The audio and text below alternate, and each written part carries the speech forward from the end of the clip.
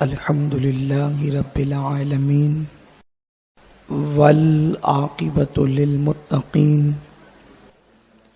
والصلاة والسلام علی سید الانبیاء والمرسلین وعلی آلہ واصحابہ الطیبین الطاہرین اما بعد فاعوذ باللہ من الشیطان الرجیم بسم اللہ الرحمن الرحیم لقد کرمنا بنی آدم صدق اللہ العظیم قال النبی صلی اللہ تعالی علیہ وسلم ارحموا من فی الارض ویرحمکم من فی السماء او کما قال رسول اللہ صلی اللہ علیہ وسلم صدق رسول اللہ صلی اللہ تعالی علیہ وسلم غوث اعظم بمنے بے سرو ساما مدد قبلہ دین مدد کعبہ ایمان مدد بگیردہ بے بلا افتاد کشتی ضعیفان شکستہ رات پشتی بحق کے خواجہ عثمان ہارون مدد کن یا معین الدین چشتی مدد کن یا معین الدین چشتی مدد کن یا معین الدین چشتی۔ ممبر پر جلوگر لائق صد احترام مخدوم ابن مخدوم حضرت علامہ سید محمد نظام اشرف صاحب اشرفی و محقق عصر فاضل نوجوان حضرت علامہ سید سیف الدین اصدق صاحب مدظ اللہ العالی وہ جملہ سادات کرام علماء ذوی الاحترام حاضرین عرس اشرف العلماء السلام علیکم ورحمۃ اللہ وبرکاتہ۔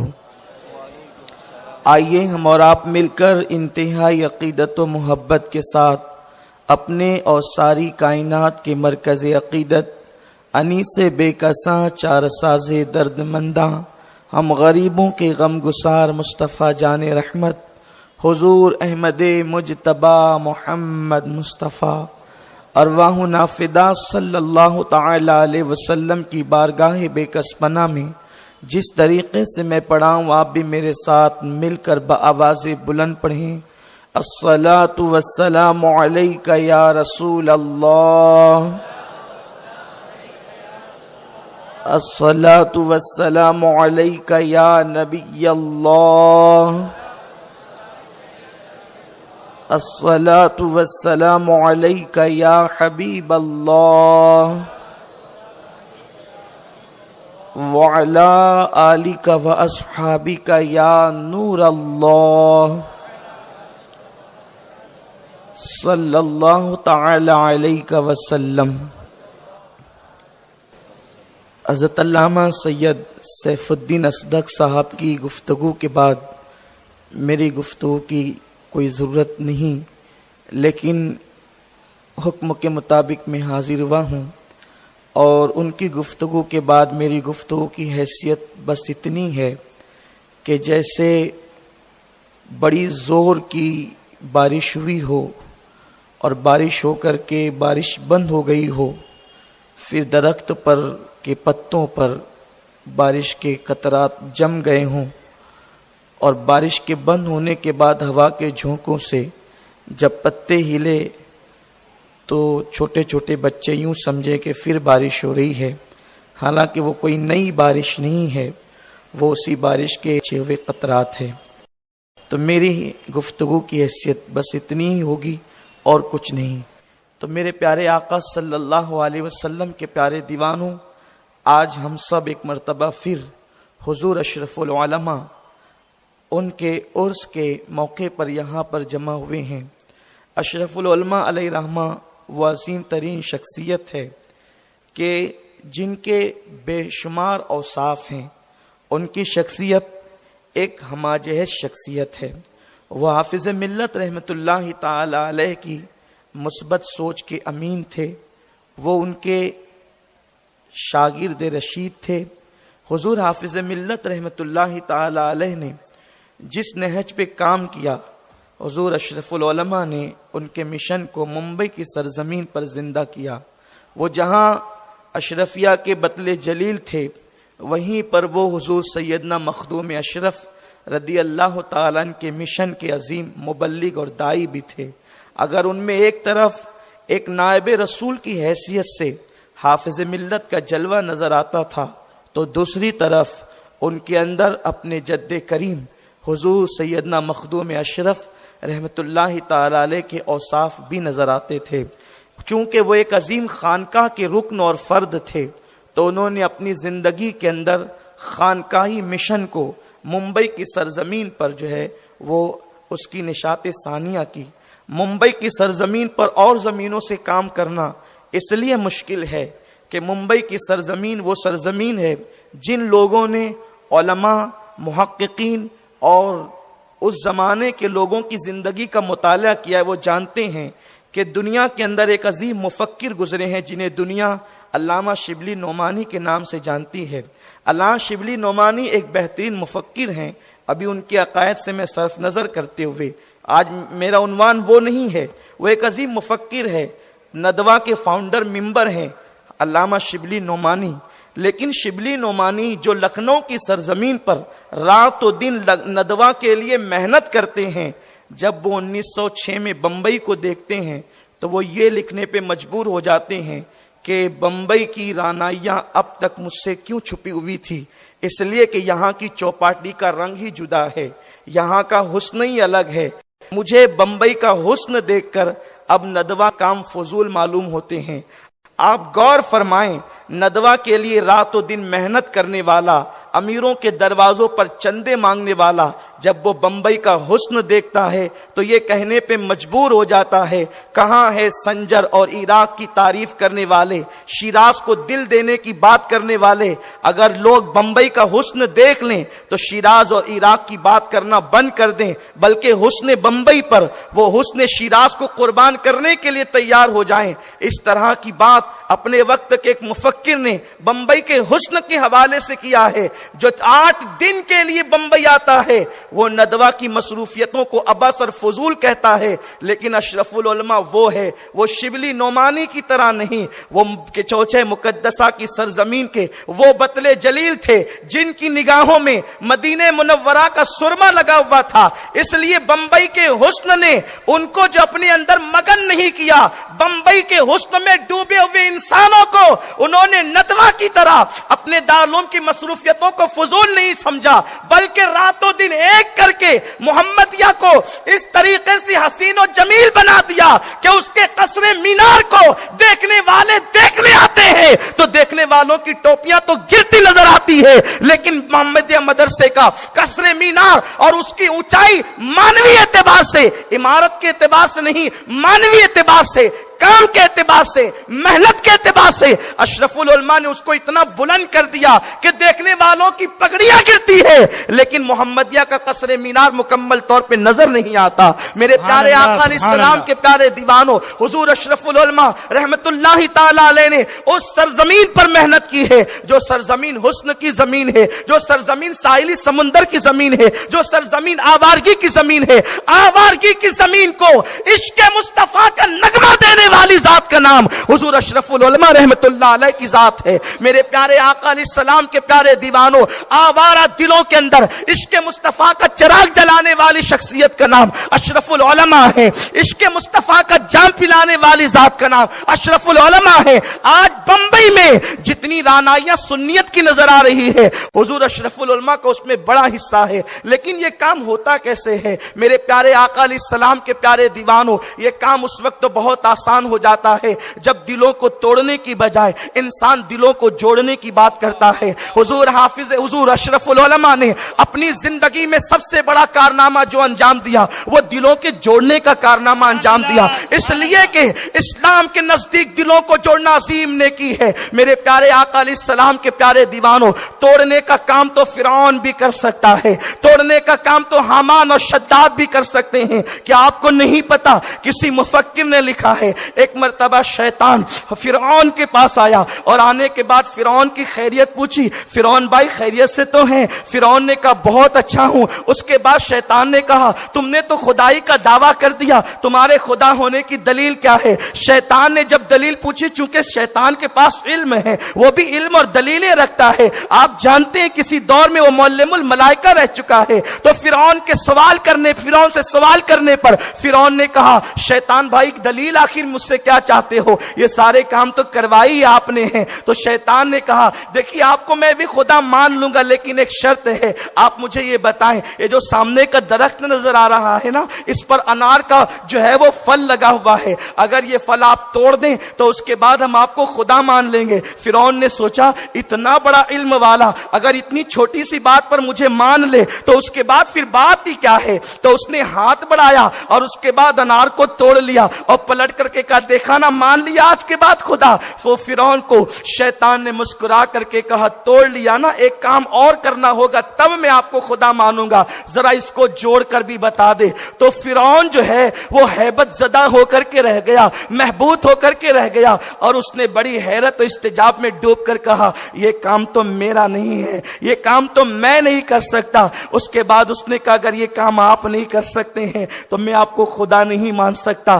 آپ غور فرمائیں، توڑنا تو فرعون کو آیا لیکن جوڑنا اسے نہیں آیا، اس لیے کہ جوڑنے کی صلاحیت اور جوڑنے کا بس ہر ایک کے بس کی بات نہیں ہے۔ توڑنا تو سب جانتے ہیں لیکن جوڑنا اہل اللہ کی علامت ہوتی ہے، اہل دل کا کام ہوتا ہے۔ میرے پیارے آقا علیہ السلام کے پیارے دیوانوں، آج انسان کے دل کو توڑ رہا ہے۔ انسان کے نزدیک چیزوں کی اہمیت تو ہے لیکن دل کی اہمیت نہیں۔ ام المومنین امی جان عائشہ صدیقہ سلام اللہ علیہا ایک مرتبہ میرے رسول کے دل کو کسی کام کے کرنے کے بعد خوش کر دیتی ہے۔ میرے آقا اتنے خوش ہو گئے، ام المومنین امی جان عائشہ صدیقہ سے فرمایا عائشہ میں آج تجھ سے اتنا خوش ہو گیا ہوں، آج تو مجھ سے جو مانگے گی نا میں تجھے عطا کر دوں گا۔ عائشہ مانگ لے، کیا مانگتی ہے؟ امی جان عائشہ نے کہا اگر اتنی بڑی بات ہے یوں تو آپ بغیر مانگے عطا کرتے ہیں، کیوں اپنی گلی میں وہ روادار صدا ہو جو بھیک لیے راہ گدا دیکھ رہا ہو، کبھی ایسا نہ ہوا ان کے کرم کے صدقے ہاتھ کے پھیلنے سے پہلے نہ بھیک آئی ہو۔ یہ دربار ہے جہاں ہاتھ پھیلنے سے پہلے بھیک آتی ہے، یہ دربار محمد ہے، یہاں ملتا ہے بے مانگے۔ ارے نادا، یہاں دامن کو پھیلایا نہیں کرتے، یہ دربار محمد ہے، یہاں اپنوں کا کیا کہنا، یہاں سے ہاتھ خالی غیر بھی جایا نہیں کرتے۔ ام المومنین نے کہا آقا اگر اتنی اہم بات ہے کہ میں جو مانگوں آپ عطا کر دیں تو یا رسول اللہ اس کے لیے میں کسی سے مشورہ کرنا چاہتی ہوں، آقا اجازت دے کہ میں پہلے مشورہ کر لوں، چونکہ موقع یوں آ گیا ہے جو مانگو گی ملے گا، تو میں مشورہ کرتی ہوں۔ آقا نے مشورے کی اجازت دی۔ تھوڑی دیر کے بعد امی جان عائشہ صدیقہ واپس لوٹی اور عرض کرتی ہے یا رسول اللہ اگر دینا ہی چاہتے ہیں تو ایک بات پوچھنا چاہتی ہوں۔ آپ کعبہ قوسین کی حدوں میں پہنچے، اللہ نے فرمایا فَأَوْحَا إِلَىٰ عَبْدِهِ مَا أَوْحَا، اللہ نے جو باتیں آپ سے کرنی تھی کی، لیکن نہ اللہ نے بیان کی نہ آپ نے بیان کی، تو جو راز کی باتیں آپ نے اللہ سے کی ہے ان میں سے ایک کوئی بات آپ مجھے بتا دیں یا رسول اللہ، کوئی ایک بات آپ مجھے بتا دیں تاکہ آپ دینا چاہتے ہیں تو یہ علم مجھے مل جائے۔ میرے سرکار نے مسکرا کر کہا عائشہ یہ مشورہ اگر تجھے کسی نے دیا ہے تو وہ ابو بکر نے دیا ہے، یہ مشورہ ابو بکر کے علاوہ کوئی دے ہی نہیں سکتا۔ صدیقہ نے مسکرا کر کہا ہاں یا رسول اللہ میرے ابا ابو بکر نے یہ مشورہ دیا ہے، اب آپ بتا دیں نا حضور آپ نے کیا راز کی بات کی، اس میں سے ایک بات بتا دیں۔ میرے رسول نے فرمایا امی جان عائشہ صدیقہ کے مزار پہ رحمت و نور کی برسات ہو۔ پوچھا تو کیسی بات پوچھی، صدیق اکبر پر دوہری رحمتیں ہو، اللہ اکبر، مشورہ دیا تو کیسا۔ ام المومنین نے کہا حضور جو راز کی باتیں ہیں ان میں سے ایک بات بتا دے، دل کے کانوں سے سن لو۔ میرے رسول نے کیا بات بتائی، کہا عائشہ جب میں اللہ کے قرب میں پہنچا تو میرے اللہ نے مجھ سے کہا حبیب تیرے کچھ امتی ایسے ہیں میں جن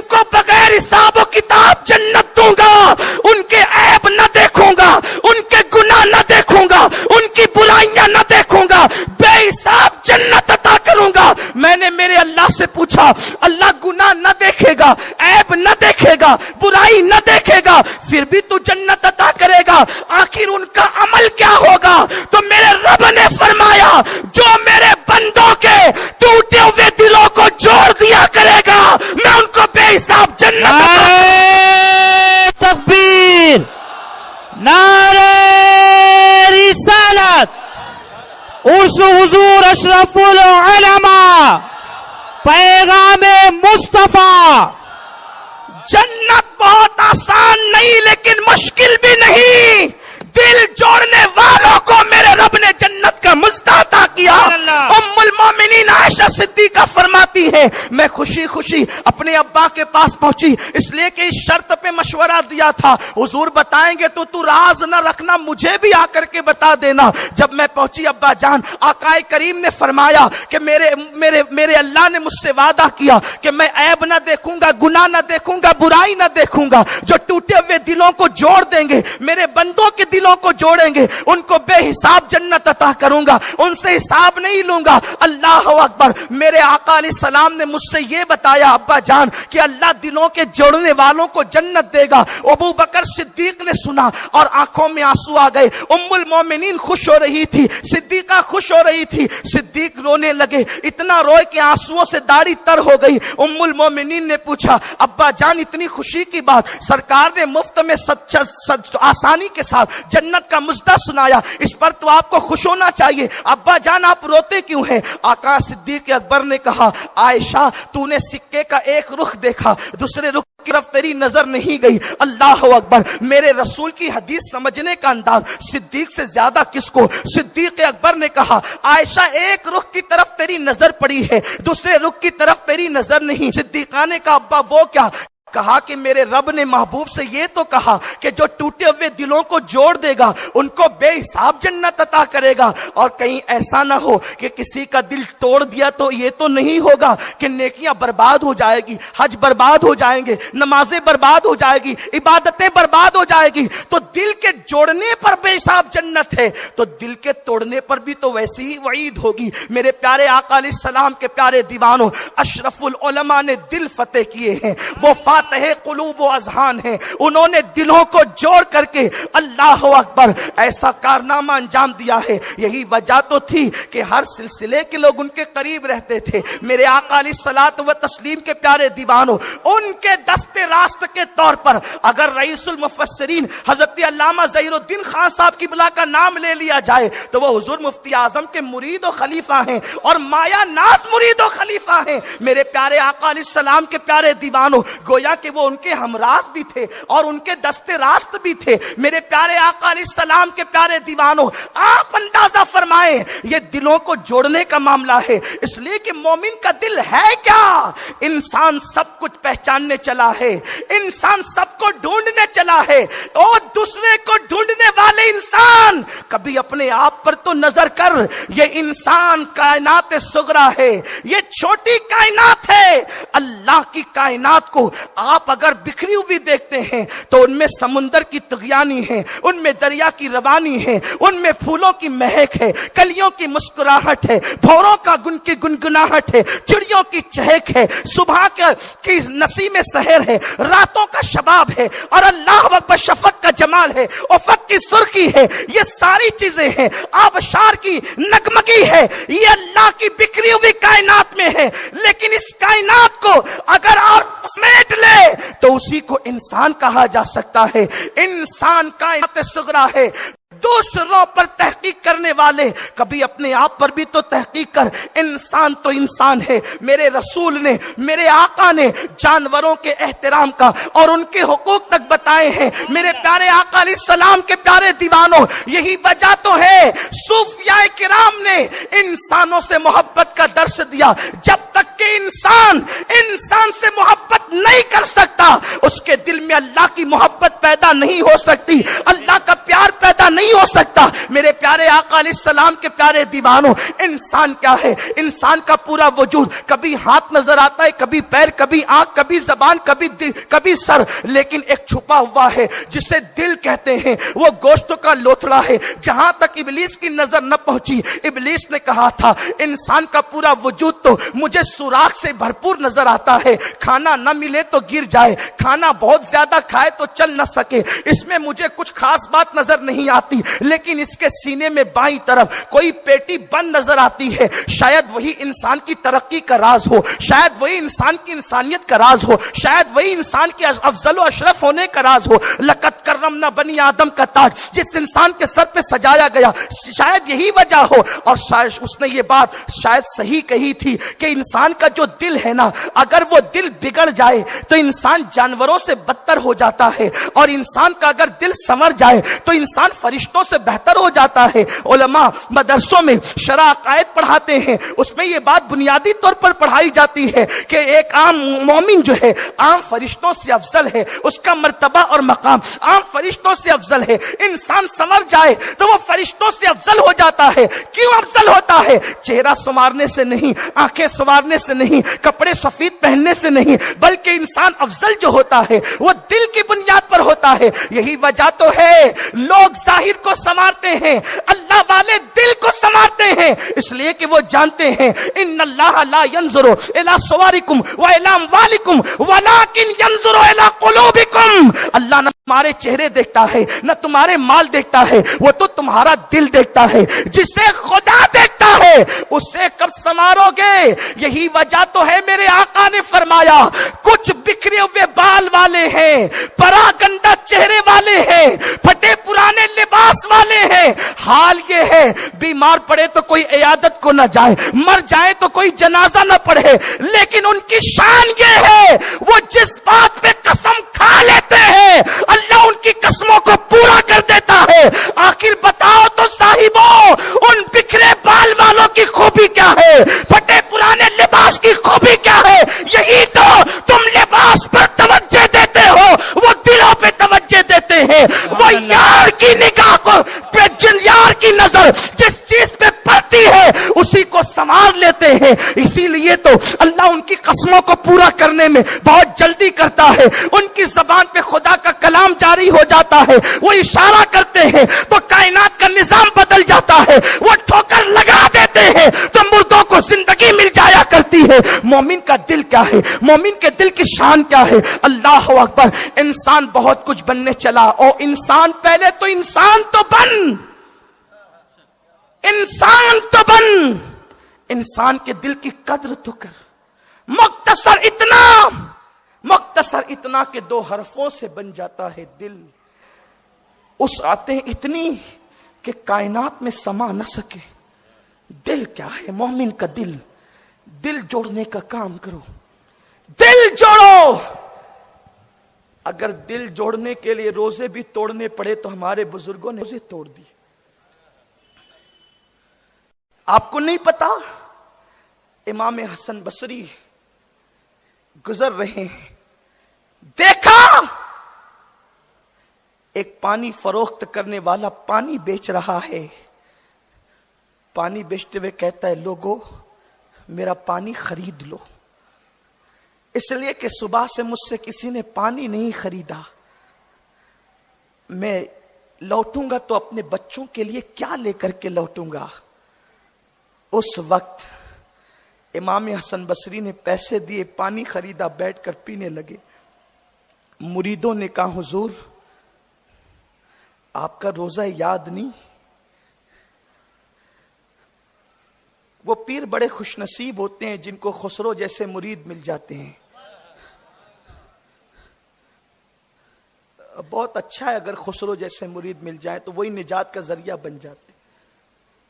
پھر محبوب الہی جیسا پیر کہتا ہے قیامت میں اللہ پوچھے گا تو کہ میرے لیے کیا لایا ہے، تو میں خسرو کو پیش کر دوں گا۔ کچھ ایسے ہوتے ہیں کہ جن کا کام ہی پیر کے کان بھرنے ہوتے ہیں اور فساد پیدا کرنا ہوتا ہے۔ اللہ ایسے لوگوں سے حفاظت فرمائے۔ عثمان غنی کے گھر میں مروان چلا آیا تب اس کا علاج ہی کیا ہے؟ اللہ تعالیٰ لوگوں کو نیک توفیق دے، دلوں کا خیال رکھنے کی توفیق عطا فرمائے۔ امام حسن بصری بیٹھ کے پانی پینے لگے. مریدین نے کہا حضور آپ کو یاد نہیں آپ کا روزہ ہے؟ کہا یاد ہے.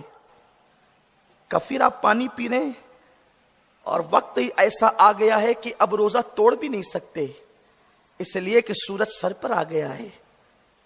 امام حسن بصری نے کہا میں سب جانتا ہوں لوگوں، اگر آج میں روزہ توڑ دوں نا تو یہ نفل روزہ ہے، آج کا نفل روزہ ٹوٹے گا، کل میں اس کی قضا کر لوں گا، لیکن میرے اس ایمان والے بھائی کا دل ٹوٹ گیا تو میں اس کی قضا کب کروں گا؟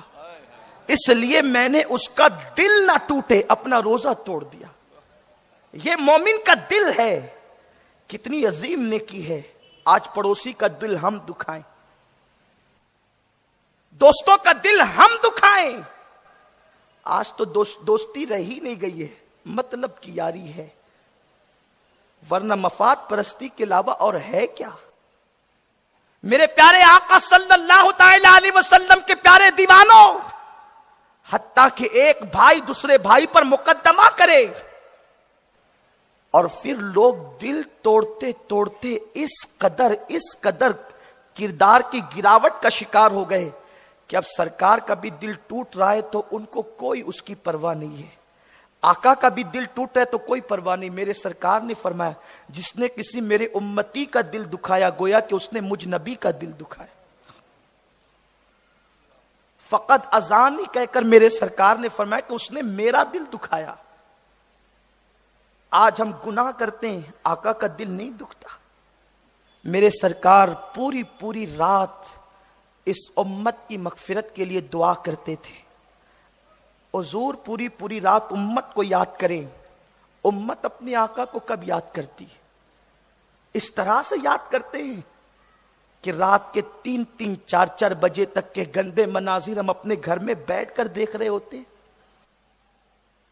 مجھے حیرت ہے اس قوم پر جو اپنے نبی کو حاضر و ناظر بھی مانے، جان سے زیادہ قریب بھی مانے، اور اس کے بعد پھر وہ سارے کام کریں جس سے آقا کے دل کو تکلیف پہنچتی ہے. کچھ تو سوچو. تو عرض کر رہا تھا مومن کا دل کیا ہے. وقت تو بہت ہوا، کوئی تفصیلی گفتگو یہاں نہیں ہو سکے گی. میں اپنی گفتگو کو سمیٹ بھی رہا ہوں. مومن کا دل، آقا نے فرمایا مومن کا دل اللہ کا عرش ہے. حضرت سیدنا جنید بغدادی کے دور میں کسی نے جو ہے خواب میں دیکھا کہ میں نے اللہ کے عرش کو اپنے سر پہ اٹھا لیا ہے. جو لوگ حضور اشرف العلماء کے جنازے میں شریک ہوئے ہوں گے وہ یہ بات سن کر کے یقیناً خوش ہوں گے، ایمان بھی تازہ ہوگا. اس اللہ کے بندے نے کہا کہ میں نے اب اللہ کے عرش کو سر پہ اٹھا لیا ہے. جب جنید بغدادی کے پاس پہنچا خواب کا جو ہے وہ تذکرہ کرنے کے لیے کہ حضور میں نے یہ خواب دیکھا ہے کہ اللہ کا عرش میں نے اپنے سر پہ اٹھا لیا ہے. حضرت سیدنا سید الطائفہ جنید بغدادی رضی اللہ تعالیٰ نے فرمایا کہ کل آنا، میں اس خواب کی تعبیر تجھے بتا دوں گا. لوگ کہتے ہیں کہ کل کیا ہونے والا ہے یہ اللہ کے سوا کوئی نہیں جانتا. آپ کو کہا کس نے کہ اللہ کے بتائے بغیر کوئی جانتا ہے؟ ہمارا تو ایمان ہی یہ ہے کہ اللہ اگر نہ بتائے تو کوئی نہیں جانتا، لیکن اللہ اگر بتا دے تو پھر اپنے محبوب کو علم ما کان و ما یکون بھی عطا کرتا ہے. بات اللہ کے دینے کی ہے، اللہ کے بتائے بغیر تو ہم مانتے بھی نہیں. اللہ دے تو پھر اپنے محبوب کو وہ جنت کا مالک بنا دیتا ہے. اللہ تو عطا کرے، آپ کو تکلیف کیا ہے؟ خدا نے آپ کو کارخانوں کا مالک بنا دیا تب آپ خوش ہیں، خدا نے آپ کو سائزنگ کا مالک بنا دیا تو آپ خوش ہیں، خدا نے گھروں کا مالک بنا دیا تو آپ خوش ہیں. اس وقت للہ ما فی السماوات والارض کی آیت آپ کو یاد نہیں آتی کہ زمین اور آسمان میں جو کچھ ہے وہ سب اللہ کا ہے؟ پھر آپ یہ کہتے ہیں کہ کارخانہ میرا ہے، سائزنگ میری ہے، مکان میرا ہے. نادان، پھر تو یہ آیہ کریمہ پر نظر نہیں کرتا. اللہ کی شان ہے، تیری صلاحیت اتنی تھی کہ تو کارخانے کا مالک بنے تو اللہ نے تجھے کارخانے اور سائزنگ کا مالک بنایا. اور مصطفیٰ کی شان یہ تھی کہ وہ جنت کے مالک بنے تو اللہ نے انہیں جنت کا مالک بنا. سبحان اللہ. نعرہ تکبیر، نعرہ رسالت. مالک کونین ہے، گو پاس کچھ رکھتے نہیں، دو جہاں کی نعمتیں ہیں ان کے خالی ہاتھ میں. سید الطائفہ نے کہا کل آنا اس کا جواب دوں گا۔ جب کل آیا تو دیکھا کہ بغداد میں بایزید کی حضرت جنید بغدادی کی خانقاہ کے قریب ایک جم غفیر ہے اور ایک جنازہ جا رہا ہے، سب سوگوار ہیں۔ پوچھا کس کا جنازہ ہے؟ تو کہا کہ یہ سید الطائفہ جنید بغدادی کا جنازہ ہے۔ کہا لو، اللہ والے بھی اس طرح کے وعدے کرتے ہیں کہ وفا نہیں ہوتے۔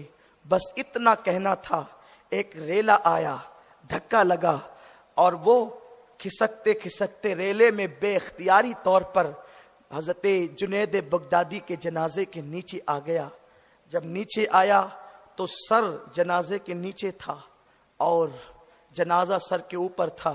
اندر سے آواز آئی، نادان، یہی تو تیرے خواب کی تعبیر ہے، یہی تو تیرے خواب کی تعبیر ہے کہ تو نے اللہ کا عرش، مومن کا دل اللہ کا عرش ہے۔ تو اب میں یہ نہ کہوں کہ جنہوں نے اشرف العلماء کے جنازے کو کاندھا دیا، گویا کہ انہوں نے اللہ کے عرش کو اپنے کاندھوں پہ اٹھایا، مغفرت کی ضمانت ملتی ہے، وہ مقدس لوگ ہیں۔ تو مومن کا دل اللہ کا عرش۔ اور کبھی کبھی تو یہ بھی ہوتا ہے کہ اللہ اکبر، سلطان العارفین حضرت بایزید بسطامی رحمت اللہ تعالی علیہ ایک مرتبہ گھٹنوں کو زمین پہ رکھ کر آسمان کی طرف دیکھ رہے ہیں۔ مومن کا دل کیا ہے؟ مومن کے دل کی شان کیا ہے؟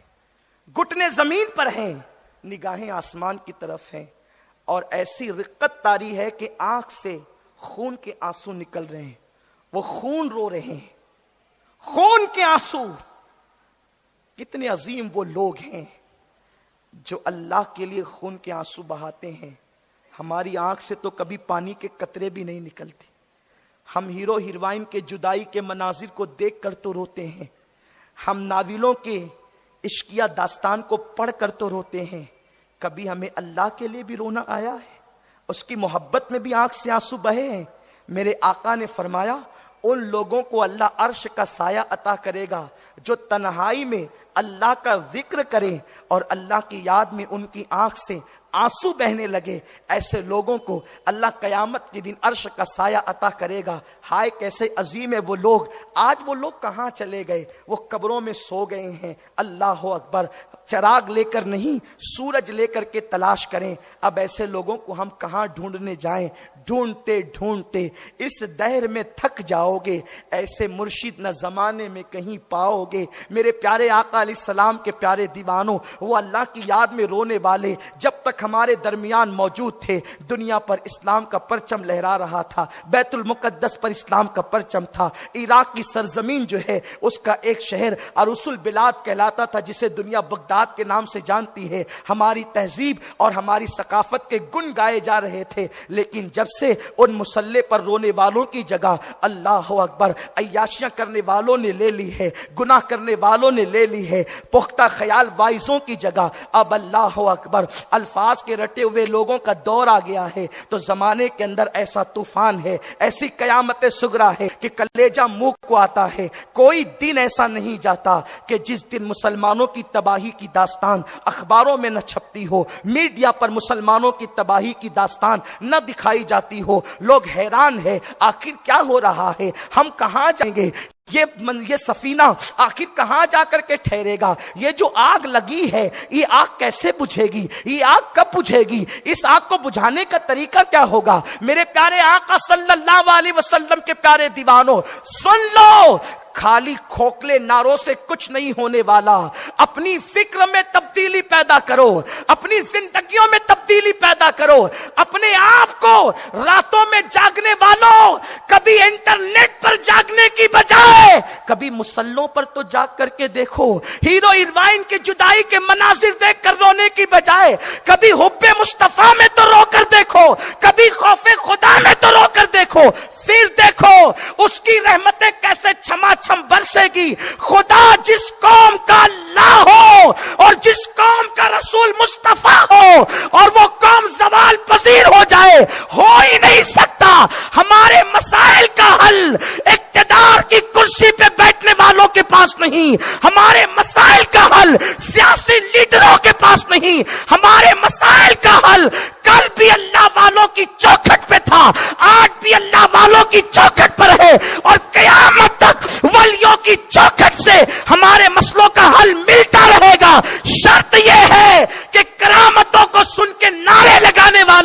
کبھی ان کی زندگی بھی اپنی زندگی میں شامل کر لو، ان کا کردار بھی اپنی زندگی میں داخل کر لو۔ اشرف العلماء کی بارگاہ میں خراج عقیدت پیش کرنے والوں، تمہیں بتاؤں وہ علی کے بیٹے تھے۔ سبحان اللہ، اشرف العلماء علی کے بیٹے تھے۔ سبحان اللہ۔ صورت تو تھی ہی نورانی، لیکن سیرت دیکھ کر بھی لگتا تھا کہ علی کے بیٹے ہیں، اس لیے کہ مولا علی کی اثر چھوٹی، علی روئے۔ خیبر کی خوفناک علی کو رلا نہ سکی، شاب ابی طالب کی قید علی کو رلا نہ سکی، مرحب کا مقابلہ علی کو رلا نہ سکا، لیکن علی روئے تو کب؟ گھر میں ایک ایک مہینے فاقے ہونے کے باوجود، ایک ایک مہینہ چولہا نہ جلنے کے باوجود علی کبھی نہیں روئے۔ علی روئے ایک مرتبہ، کب روئے علی؟ جب علی کی نماز چھوٹ گئی۔ علی روئے، میرے مولا سے میرے رسول نے پوچھا علی روتا کیوں ہے؟ حضور میری نماز چھوٹ گئی۔ نماز کے چھوٹنے پر علی رویا۔ لوگ سوچتے ہوں گے کیسے روئے؟ اس منظر کو اشرف العلماء کے ساتھ لوگوں نے ہاسپٹل میں دیکھا۔ جب صاحب فراش ہوئے اور ہاسپٹل کے اندر نماز پڑھنے کی بھی طاقت نہ رہی تو آنکھ میں آنسو تھے۔ میرے استاذ، میرے امیر عطائے حضور مفتی اعظم حضرت علامہ شاکر نوری صاحب قبلہ نے آنکھوں دیکھا مجھ سے بیان کیا کہ جب میں عیادت کے لیے گیا تو حضرت کی آنکھ میں آنسو تھے۔ میں نے پوچھا حضرت کیسے؟ کہا اللہ جس حال میں رکھے ٹھیک ہوں، لیکن میری نماز جو چھوٹ رہی ہے اس کا مجھے افسوس ہے۔ نماز کے لیے رونے والا وہ علی کا بیٹا 14.5 صدیاں بعد علی کا کردار یاد دلاتا ہے۔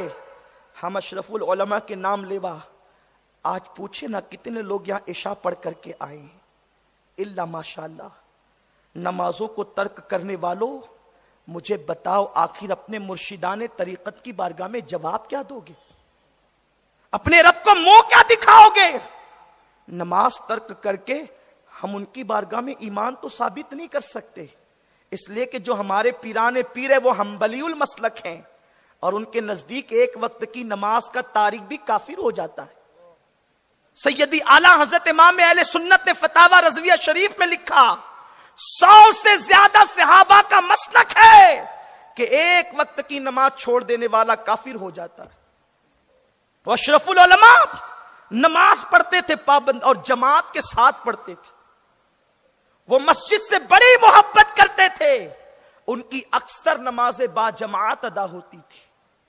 وہ ایسے شیخ طریقت تھے، وہ ایسے اللہ کے عظیم بزرگ تھے۔ تو بہرحال عرض یہ کر رہا تھا، حضرت سیدنا بایزید بسطامی سلطان العارفین خون کے آنسو رو رہے ہیں۔ مرید آتا ہے، آنے کے بعد عرض کرتا ہے حضور میں آپ کو روتا دیکھ رہا ہوں اور آپ خون کے آنسو رو رہے ہیں، آپ کی آنکھ سے خون کے قطرے نکل رہے ہیں۔ حضرت سیدنا بایزید بسطامی رحمت اللہ تعالی علیہ فرماتے ہیں ہاں ہاں خون کے آنسو تو ضرور دیکھ رہا ہے، یہ رونا اس بات پر ہے کہ میں 2 قدم میں عرش پر گیا تھا، 2 قدم میں عرش پر گیا تھا۔ ذرا اہل اللہ کی پرواز تو دیکھو، اللہ والوں کی شان تو دیکھو۔ لوگوں کو مصطفیٰ کریم کی معراج ہضم نہیں ہوتی، اعتراض کرتے کیسے گئے؟ نادان جو ان کے غلام ہوتے ہیں ان کی شان ہے۔ حضرت سلطان العارفین بایزید بسطامی کہتے ہیں کہ 2 قدم پر میں عرش پر گیا تھا، اور جب میں عرش پر پہنچا نا تو میں نے عرش کو پیاسے بھیڑیے کی طرح بے چین پایا، جیسے جنگل میں پیاسا بھیڑیا بے چین ہوتا ہے۔ میں وہاں میں عرش کو دیکھتا ہوں تو جنگل کے پیاسے بھیڑیے کی طرح عرش بھی بے چین تھا۔ میں نے عرش سے پوچھا، بایزید کہتے ہیں میں نے عرش سے پوچھا اے عرش تو بے چین کیوں ہے، تو بے قرار کیوں ہے؟ تو اس وقت عرش نے جواب دیا بایزید میں اللہ کو تلاش کر رہا ہوں، میں اللہ کو ڈھونڈ رہا ہوں، میرا اللہ کہاں ہے؟ تو بایزید بسطامی کہتے ہیں مجھے تو پتا دیا جاتا ہے الرحمن علی العرش استویٰ کہ رحمان نے عرش پہ استوا کیا جیسا کہ اس کی شان ہے۔ یہ پتا پڑھ کر کے میں عرش پر چلا آیا تاکہ رحمان کو پالوں، لیکن میں تو تجھے ایسے بے چین دیکھتا ہوں جیسے زمین پر اس کے لیے ہم بے چین ہیں۔ تو بایزید بسطامی کہتے ہیں عرش نے ایک آنکھ کھینچی اور آنکھ کھینچنے کے بعد جواب دیتا ہے بایزید کیا کروں؟ جب تو ہے کہ تیرا پتہ کیا ہے تو تجھے کہا جاتا ہے الرحمن علی العرش استوى، رحمان نے عرش پر استوا کیا جیسا کہ اس کی شان کے لائق ہے۔ تجھے تو عرش کا پتہ بتایا، لیکن جب میں عرش ہو کر اس سے پوچھتا ہوں اللہ تو کہاں ہے، میں تجھے کہاں تلاش کروں، تو مجھے جواب دیتا ہے اگر مجھے پانا ہے تو بایزید کے دل میں چلا جا، تو مجھے پالے گا۔ نعرہ تکبیر، نعرہ رسالت، فیضان اولیاء۔ ارے کوئی چھوٹی چیز بڑی چیز میں داخل ہو سکتی ہے، بڑی چیز چھوٹی چیز میں داخل نہیں۔ عرش کو کہا جاتا ہے بایزید کے دل میں چلا جا، تو آخر عرش اتنی وسعتوں کے باوجود بایزید کے دل میں آنا جیسا ہے، تو بایزید کا دل کتنا بڑا ہوگا؟ وہ دل ہے مومن کا، اور آج اس دل کا ہمیں خیال نہیں۔ اشرف العلماء علیہ رحمہ نے یہی پیغام دیا ہے، دلوں کو جوڑو۔ دنیا کا سب سے بہترین انسان وہ ہے جو دلوں کو جوڑتا ہے۔ دل کو جوڑنا اللہ کے نزدیک سب سے بڑی نیکی ہے۔ ہم نمازوں پہ نازاں ہیں، ہم تہجد پر نازاں ہیں، اگر مومنوں کا دل توڑتے پھروگے تو یہ نمازیں سر کے اوپر نہ جائے گی۔ کیا تمہیں نہیں پتا میرے رسول نے فرمایا جس نے اپنے مومن بھائی سے بلا عذر شرعی جو ہے وہ 3 دن تک کے بات بن کی، اس کی دعا اس کے سر کے اوپر نہیں جاتی، اس کے سجدے اس کے سر کے اوپر نہیں جاتے۔ نماز کی اہمیت اپنی جگہ ہے، لیکن دلوں کی اہمیت اس سے زیادہ ہے۔ میرے رسول نے ایک مرتبہ کعبے سے کہا تھا طواف کرتے ہوئے، اے کعبہ تو بڑا بزرگ ہے، تو بڑا عظیم ہے، تیری شان بڑی بلند ہے، تیرے گرد جو پھرے اس کے گناہ معاف ہو جاتے ہیں، لیکن اے کعبے سن لے، تجھ سے زیادہ عزت میرے ایمان والے امتی کی ہے، تجھ سے زیادہ حرمت میرے ایمان والے امتی کی ہے۔ میرے پیارے آقا صلی اللہ علیہ وسلم کے پیارے دیوانوں، ان تعلیمات کی طرف ہم کب نظر کریں گے؟ اور آج جو دشمنوں کو موقع مل رہا ہے نا کہ مسلمانوں کا مذاق اڑائے میڈیا پر، وجہ یہ ہے تصوف کی تعلیم کو بھلا دیا گیا، خانقاہوں کی تعلیم کو فراموش کر دیا گیا، آقائے کریم کے ان فرامین کو پیٹ کے پیچھے ڈال دیا گیا، چند نکات کے اور رسموں کے ارد گرد گھوم رہے ہو۔ اس لیے دنیا کہتی ہے کہ اسلام جو ہے وہ دہشت گردی کا مذہب ہے، اور پھر وہ ظالم جو ہے اللہ اکبر داڑیاں بڑی کر کے نعرے لگا کر جو مسلمانوں پہ حملے کر رہے ہیں، بچوں پہ حملے کر رہے ہیں، ان کا تعلق اسلام سے نہیں، اس لیے کہ ان کا تعلق صوفیہ سے نہیں، ان کا تعلق بزرگوں سے نہیں۔ جن خانقاہوں نے اسلام کی حقیقی تعلیم کو پیش کیا ہے وہ تو شرک کے اڈے انہیں کہتے ہیں، تو بتاؤ ان تعلیم سے ان کا تعلق کیا ہے؟ ہم بتانا چاہتے دنیا کو اسلام سمجھنا ہے تو سلفیت اور وہابیت کی طرف نہ جاؤ، اسلام سمجھنا ہے تو 90 لاکھ کو کلمہ پڑھانے والے معین الدین اجمیری کی تعلیم کی طرف آؤ، مخدوم اشرف کی خانقاہ کی طرف آؤ، شاہ برکت اللہ کی خانقاہ کی طرف آؤ، سرکار غریب نواز کی خانقاہ کی طرف آؤ۔ ہمارا مذہب وہ مذہب ہے اللہ اکبر کہ جو جانوروں کے ساتھ بھی ظلم کی اجازت نہیں دیتا۔ ہندوستان میں اتنے مرتے ہیں لیکن اس پر اتنا ہنگامہ نہیں ہوتا۔ پاکستان میں طلبہ کی شہادت، یقیناً ہم ان بچوں کے ساتھ ہمدردی رکھتے ہیں، لیکن اہل ہند کو ان طلبہ سے اتنی محبت کیسے ہو گئی؟ اتنا میڈیا پہ عام کیا جا رہا ہے، اتنا بس ایک چیز باور کرانا ہے، دیکھو یہ مسلمان ہے، دیکھو یہ مسلمان۔ تمہیں یہ نظر یہ مسلمان نہیں ہے، ہم تو ان کو انسان بھی مکمل طور پر نہیں مانتے، اس لیے کہ حضور کا وہ امتی کیسے ہو سکتا ہے جو رحمت للعالمین کا امتی ہو، اس کے دل میں رحمت نہ ہو؟ رحمت عالم کے امتی کے دل میں رحمت نہ ہو ہی نہیں سکتا۔ مصطفیٰ کریم کا امتی سب کچھ کر سکتا ہے لیکن رحمت سے کبھی منہ نہیں پھیر سکتا۔ رحم دل ہوتا ہے، وہ مومن کی پہچان ہے۔ مومن کا ایک معنی رحم دل کے بھی ہے، نرم دل کے بھی ہے۔ مومن نرم دل والے کو کہتے ہیں، سخت والوں کو نہیں، سختیاں رکھنے والوں کو نہیں۔ اور یہ جو کر رہے ہیں نا، ان کا چہرہ تو میرے رسول نے 14.5 صدیاں پہلے بتا دیا، اپنے صحابہ سے کہا تھا اتنی نمازیں پڑھیں گے کہ ان کی نمازوں کو دیکھ کر تم حقیر سمجھو گے اپنی نمازوں کو۔ کن کو؟ ان صحابہ کو کہا تھا جن کی پہچان قرآن نے بتائی، تراہم رکعن سجدا یبتغون فضلا من اللہ ورضوانا، جن کی پہچان قرآن نے یہ متعین کی، ان سے کہا تھا ان اپنی نمازوں کو ان کی نمازوں کے سامنے حقیر سمجھو گے، اپنے روزوں کو ان کے روزوں کے سامنے حقیر سمجھو گے، قرآن کثرت سے پڑھیں گے، حلق کے نیچے قرآن نہیں اترے گا۔ اور جو بات میرے رسول نے کہی تھی اس آخری جملے پر بہت توجہ کرنے کی ضرورت ہے۔ میرے آقا نے کہا تھا ان کی باتیں میٹھی میٹھی ہوگی لیکن ان کے دل بھیڑیے سے زیادہ سخت ہوں گے۔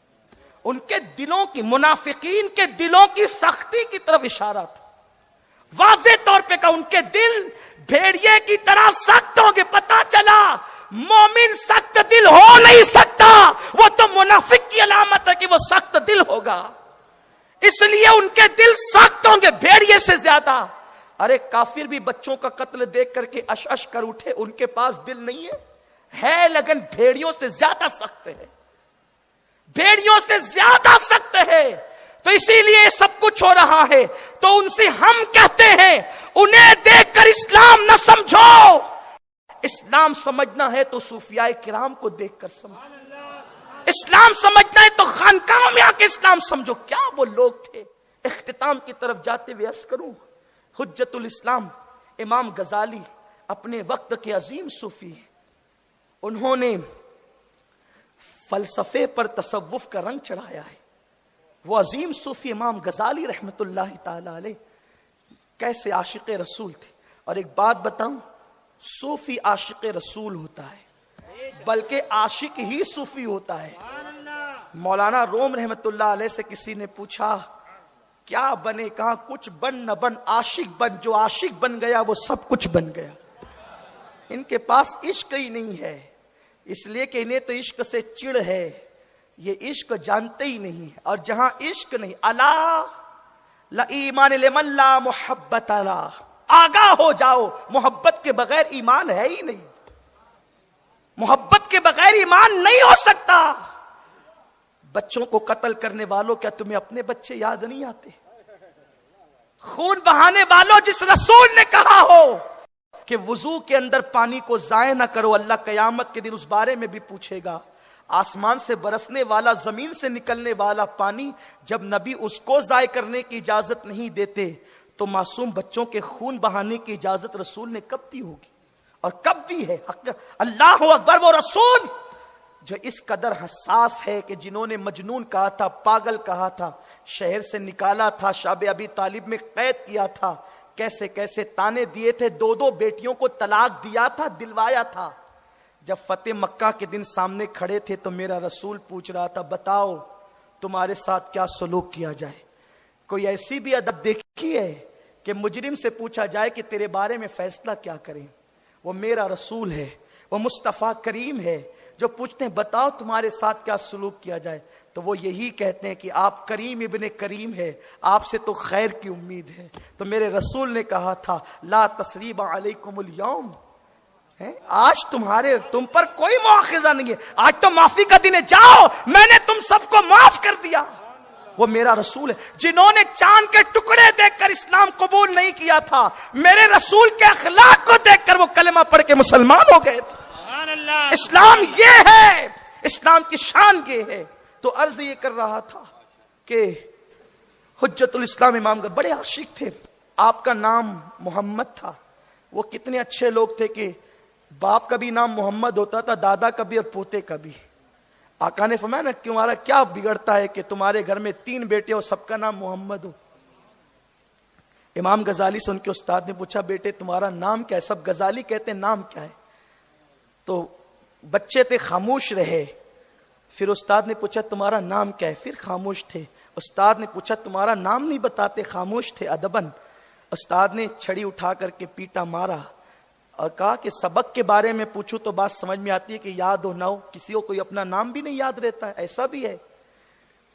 جب پٹائی ہو گئی تو اٹھ کر کے باہر گئے، وضو کر کے آئے، کہا استاد میرا نام محمد ہے۔ کہا بیٹے مار کھانے سے پہلے ہی بتا دیتا۔ تو کہا کہ ماں نے کہا کہ بیٹا کبھی نام محمد بے وضو مت لیا کرنا۔ سبحان اللہ، سبحان اللہ۔ یہ تربیت کا انداز تھا، اسی لیے عشق جو ہے وہ دل کے اندر کوٹ کوٹ کر بھرا تھا. تو بہرحال امام غزالی علیہ رحمہ کے وصال کے بعد کسی نے پوچھا خواب میں دیکھ کر آپ کو حضرت اللہ نے آپ کے ساتھ کیا معاملہ کیا ذرا بتائیں. امام غزالی علیہ رحمہ فرماتے ہیں کہ میری ایک چھوٹی سی نیکی کام آ گئی اور اسی کے صدقے میری مغفرت ہو گئی, اور باقی کے جتنے اعمال تھے وہ سارے اعمال جو ہے وہ میرے درجات کی بلندی کے لیے کام آئے, لیکن مغفرت جو ہے بہت چھوٹی سی نیکی ہے. بہت دل کے کانوں سے سننا, میں اسی پہ اپنی گفتگو ختم کر دوں گا. اور یہی ہے حضور اشرف العلماء اسی مشن کے علم بردار تھے. کہا کہ میں کتاب لکھ رہا تھا, کتاب لکھتے ہوئے میں نے دیکھا کہ میری بیاس پر جس پہ میں کتاب لکھ رہا تھا ایک چونٹی آئی اور اس کے منہ میں دانہ تھا. جب وہ چونٹی گزرنے لگی تو دل میں خیال آیا کہ غزالی یہ چونٹی پر قلم رکھ کر اس کو دبا دے, مر جائے گی. میرے ضمیر نے کہا, میرے دل نے کہا, غزالی اسے مار کر تجھے ملے گا کیا. دیکھو بات یہ کہ دل جب بھی کہتا ہے سچ کہتا ہے, دل کبھی غلط نہیں کہتا. یہ بات بہت قیمتی ہے, کیونکہ آپ ایک صوفی کے عرس میں آئے ہیں تو میں کچھ خانقاہ کی بات آپ کے سامنے پیش کر رہا ہوں. دل کبھی غلط نہیں کر سکتا اگر دل زندہ ہے تو. پھر آپ کہیں گے کہ جو گناہ کی طرف لے جاتا ہے وہ کیا ہے. آپ کبھی کبھی کہتے ہیں نا کہ ایک دل کہتا ہے کر, ایک دل کہتا ہے مت کر, تو وہ دوسرا دل نہیں ہے. وہ جو کہتا ہے نا کر, گناہ کر, وہ دل نہیں ہے, وہ نفس ہے, نفس. اور دل تو ہمیشہ سچی بات کہتا ہے, اچھی بات کی طرف لے جاتا ہے. اس کو یوں سمجھ لیں, اس درمیان میں ایک واقعے سے حضرت مالک ابن دینار ایک جنگل سے گزر رہے تھے, دیکھا ایک چھوٹا سا بچہ ہے, وہ لکڑیاں چنتا جا رہا ہے اور روتا جا رہا ہے. مالک بن دینار بہت بڑے ولی تھے, بچہ تھا بچہ. اس کو لکڑیاں چنتے دیکھا کہ سوچا کہ اس کو سلام کروں. پھر خیال آیا کہ بچہ تو ہے, سلام کیوں کرے. آج ایسا ہوتا ہے نا, ہر بڑا سوچتا ہے کہ مجھے سلام کیا جائے, حالانکہ وہ یہ نہیں سوچتا کہ میں کیا ہوں. بار بار یہ بھی کہتے ہیں کہ ہم حضور کی نالین کی گرد کے برابر بھی نہیں ہے, اور بالکل حقیقت ہے. لیکن حضور بچے بچے کو سلام کرتے تھے, اور ہمارا حال یہ ہے کہ ہم بڑوں کو بھی نہیں کرتے, یوں ہی گلیوں سے نکل جاتے. آقا نے فرمایا سلام کو عام کرو, لیکن یہاں تو حال یہ ہے کہ سلام کرنے کو تیار نہیں. کوئی سلام کرے بھی تو جواب دینے کو تیار نہیں. سر ہلتا ہے, زبان نہیں ہلتی. کیا دور آ گیا, کیا زمانہ آ گیا. تو مالک بن دینار بچہ سمجھ کر آگے بڑھے. پھر دل میں خیال آیا, مالک اگر بچہ ہے لیکن ہے تو مسلمان کا نا, تجھے سلام سے جو ہے وہ اجتناب نہیں کرنا چاہیے, کیونکہ جب تیرے رسول بچوں کو سلام کرتے تھے تو کیا ہے. مالک پلٹے, اس کو سلام کیا تو بچے نے جواب دیا وعلیکم السلام یا مالک دینار. ان کے پیروں کے نیچے سے زمین کھسک گئی. صوفیہ فرماتے ہیں وہ بچہ کوئی معمولی گھرانے کا نہیں تھا, وہ سید گھرانے کا تھا. پیر مہر علی شاہ گولڑوی رحمت اللہ تعالی علیہ اپنے ملفوظات میں فرماتے ہیں کہ کچھ علوم ایسے ہیں جو کتابوں میں نہیں ہے, وہ صرف سیدوں کو خون کے ساتھ ملا کرتے ہیں. سبحان وہ اللہ, صرف سیدوں کو ملتے ہیں اور کسی کو نہیں ملتے. سبحان اللہ, پیر مہر علی شاہ گولڑوی رحمت اللہ علیہ نے لکھا ہے وہ خون کے ذریعے سے اللہ تعالیٰ انہیں عطا فرماتا ہے. ایک انہوں نے سوال کا پرچہ لکھا تھا قادیانی کے حوالے سے, یا کچھ لوگ کہتے ہیں مطلقاً کسی بدعقیدے کے لیے لکھا تھا, اور اس کے نیچے یہ بھی لکھا تھا جو سید ہوگا وہی جواب دے سکے گا, دوسرا نہ دے سکے گا, کیونکہ کچھ علوم اللہ نے ان کے لیے خاص کر رکھے. پیر مہر علی شاہ علیہ رحمہ کا موقف ہے, میں اپنی بات نہیں کر رہا ہوں. تو بہرحال وہ سادات گھرانے کا تھا, کیونکہ علی کا گھر بھی کیا گھر ہے کہ اس گھر کا ہر ایک بچہ, علی کا گھر بھی کیا گھر ہے کہ اس گھر کا ہر ایک بچہ جہاں پیدا ہوا, جہاں نجف کی قید نہیں ہے, کربلا کی قید نہیں ہے, بغداد کی قید نہیں ہے, بس نسل علی کی ہونی چاہیے, خون علی کا ہونا چاہیے.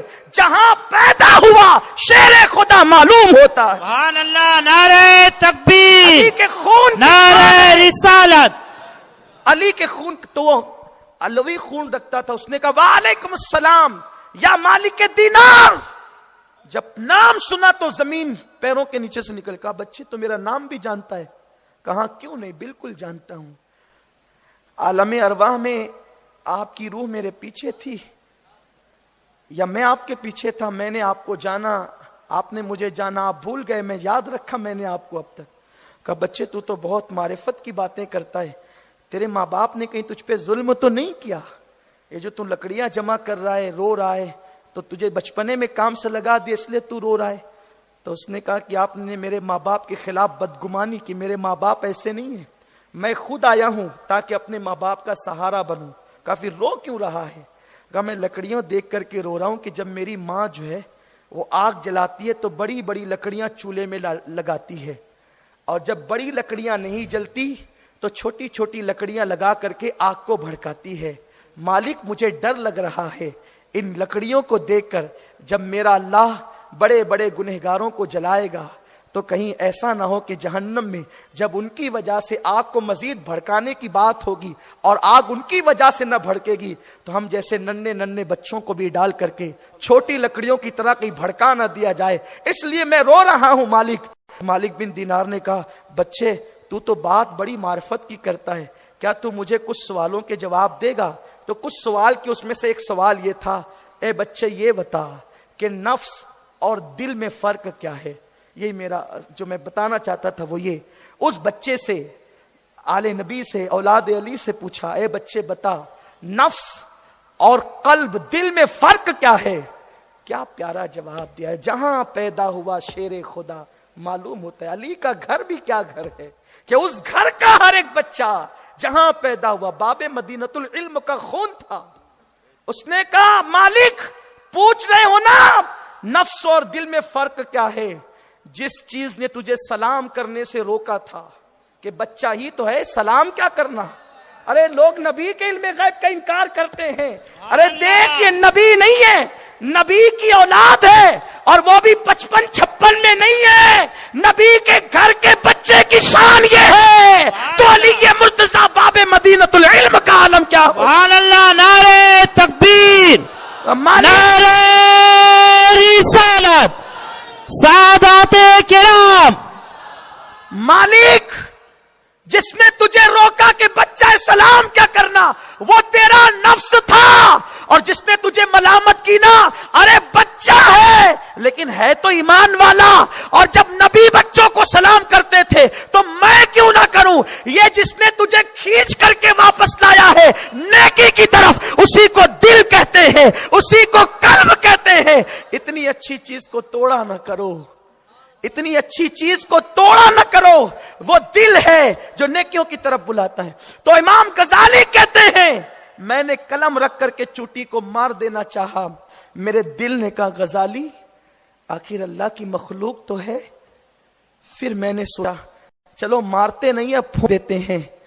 जैसे ही मुंह में हवा जमा की फूंकने के लिए, फिर दिल ने कहा गजाली इसके मुंह में दाना है, अगर फूंक देगा तो तेरी ताकत से दाना कहीं और गिरेगा, चूंटी कहीं और गिरेगी, फिर ढूंढने में पता नहीं कितना वक्त लगेगा। एक चूंटी को मुशक्कत में डालना मुनासिब नहीं, ये अल्लाह की मखलूक है। ये है इस्लाम, ये है दीन। इसको मीडिया क्यों आम नहीं करता? इस पर क्यों गुफ्तगू नहीं होती? इस पर क्यों डिस्कस नहीं होती? इमाम गजाली कहते हैं फूंकेगा तो दाना दूर गिरेगा, चूटी दूर गिरेगी, मुशक्कत में पड़ जाएगी चूटी। अल्लाह पूछेगा तो जवाब क्या दूंगा? फिर इमाम गजाली कहते हैं मैंने कलम रख दिया और मैं इंतजार करने लगा। चूटी गुजरती रही, गुजरती रही, गुजरती रही, हत्ता कि चूटी गुजर गई। चूटी गुजर गई, मैंने अपना काम किया। जब मेरी रूह कफस अंसुरी से परवास कर गई तो उस वक्त तो मेरे अल्लाह की बारगाह में मेरी रूह को पेश किया गया।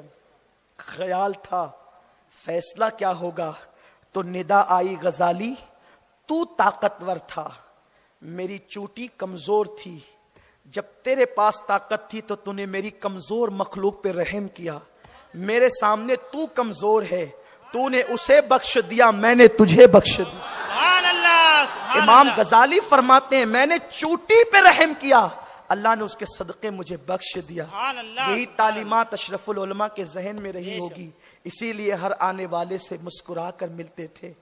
बच्चों को भी जो है बड़ी अहमियत से बिठाते थे, लोगों के साथ अच्छे अंदाज से पेश आते थे। हुजूर अशरफुल उलमा صرف اپنے مدرسے کا نہیں کئی مدارس کا خیال کرتے تھے. حضور اشرف العلماء اپنی ذات کا نہیں حضور کی امت کا خیال کرتے تھے. ان کے دل میں امت کا درد تھا, ان کے دل میں فکر امت تھی. ان کے پاس بیٹھنے والے جب فکر امت کی باتیں سنتے تو ان کے نانا کا درد لوگوں کو یاد آ جاتا. مصطفیٰ کریم کے دل میں جو امت کا درد تھا اس کی جھلکیوں کا تصدق لوگ دیکھ لیا کرتے تھے. یہ اشرف العلماء تھے. ہم ان کی زندگی کو کہاں تک بیان کریں, اس لیے کہ بیان وہ ہوتے ہیں جو صرف ذات ہوتے ہیں. اشرف العلماء ایک ذات کا نہیں, وہ مکمل ایک تحریک کا نام ہے. اشرف العلماء ایک عظیم ہمہ جہت شخصیت کا نام ہے. اشرف العلماء صرف انسان نہیں, وہ انسان گر تھے. وہ صرف عالم نہیں, عالم گر تھے. صرف صوفی نہیں, صوفی گر تھے. یارو صوفیوں کا ذکر تو ہو سکتا ہے, صوفی گر کا ذکر کیسے ہو سکتا ہے؟ ایجادات کا تذکرہ تو ہو سکتا ہے, کارخانے کا احاطہ کیسے ہو سکتا ہے؟ تو حضور اشرف العلماء وہ ہیں جنہوں نے عالم بنائے, حافظ بنائے, صوفی بنائے. وہ پیر ہی نہیں تھے بلکہ پیر گر تھے. وہ کسی پر نظر ڈال دیتے تھے تو پھر وہ بندہ ایسا سنور جاتا تھا کہ لوگ اس کو دیکھ کر کے حیرت و استعجاب میں ڈوب جاتے تھے. بس میں ان کی نظر ایک شعر کر کے اپنی گفتگو کو سمیٹنا, اس لیے کہ وقت بھی اب اس بات کی اجازت نہیں تھا, آپ کافی تھک بھی چکے ہیں. ہزاروں سال نرگس اپنی بے نوری پہ روتی ہے, ہزاروں سال نرگس اپنی بے نوری پہ روتی ہے. بڑی مشکل سے ہوتا ہے چمن میں دیدور پیدا. اللہ تعالیٰ دوران گفتگو کوئی غلطی ہو تو اسے معاف فرمائے. وما علینا الا البلاغ. السلام علیکم ورحمۃ اللہ. رسالت کے پروانوں ہر سنیچر کو بعد نماز عشاء سنی دعوت اسلامی کے عالمی مرکز اسماعیل حبیب مسجد میں سنی اجتماع ہوتا ہے. تو آپ حضرات پابندی کے ساتھ اس میں شرکت فرمائیں. سنی دعوت اسلامی کی website sunni dawat islami.net پر وزٹ کریں اور بہت ساری دینی معلومات حاصل کریں.